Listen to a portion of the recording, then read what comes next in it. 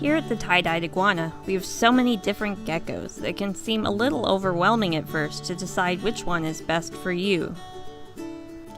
In this video, we'll go over some examples of a gecko species that belong in the beginner, intermediate, and advanced care categories so that you can make a more informed choice. Our first gecko in the beginner level is the Crested Gecko.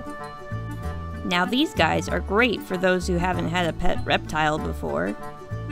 As you can see, they are very handleable and don't freak out and run quickly like other arboreal gecko species.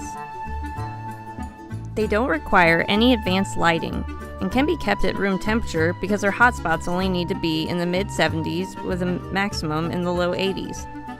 In fact, anything above 85 degrees can hurt them. The lighting you see here on our cage is just a kind of a display light, just so that you can see them. There's no heat coming from that bulb. They don't eat a lot of crickets either, and only need a few crickets with their rapashi food every other day as adults, so it doesn't cost a lot to feed them. Our second beginner gecko is the Leopard Gecko. They are also another excellent choice for people just starting out reptile keeping. You can see here that these guys are also very handleable, even as babies.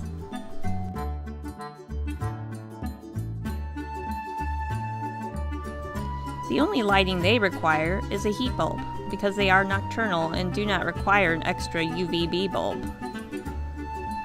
They'll happily eat both crickets and mealworms, and only eat about half a dozen per feeding, as adults, so it doesn't cost much to feed them either.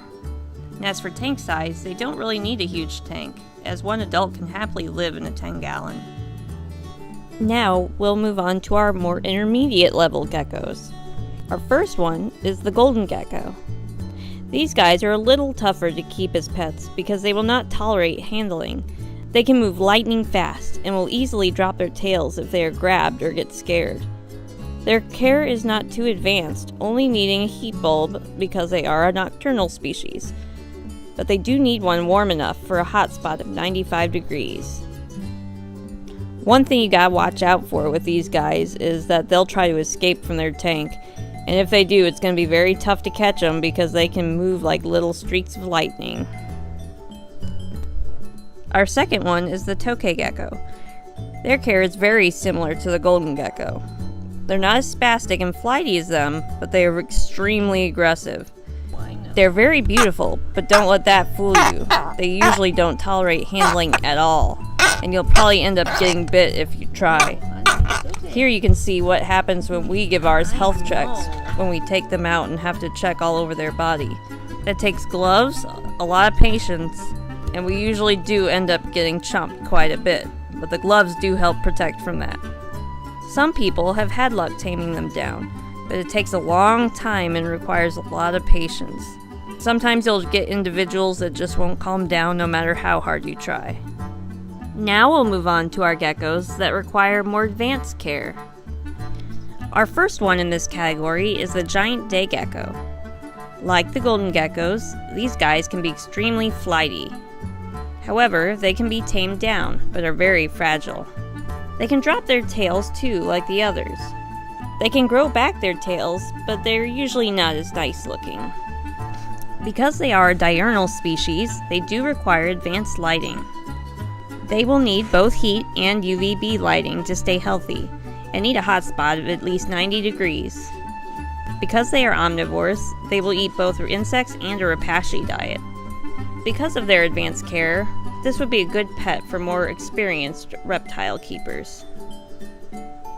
Last but not least is the Leachianus gecko, also known as the New Caledonian giant gecko, or more commonly called a leachy gecko. Even though their care is similar to crested geckos as far as lighting and diet goes, these guys need a large tank because of their sheer size. They are the largest gecko species in the world, getting up to 17 inches long. They can be a little temperamental, but if you get them used to handling when young, they can become very handleable as adults. Ours here wasn't very handleable when she was a baby, but got used to us over time. We also advise these for more experienced reptile owners because of how expensive they are. One baby could easily run you about $500 for the animal itself, and that's before you buy all the equipment. Adults can reach prices of $900 or more. After watching this video, we hope you have a better idea of which gecko is best for you. Whether you're a beginner or an experienced reptile keeper, you're sure to find something that catches your eye here.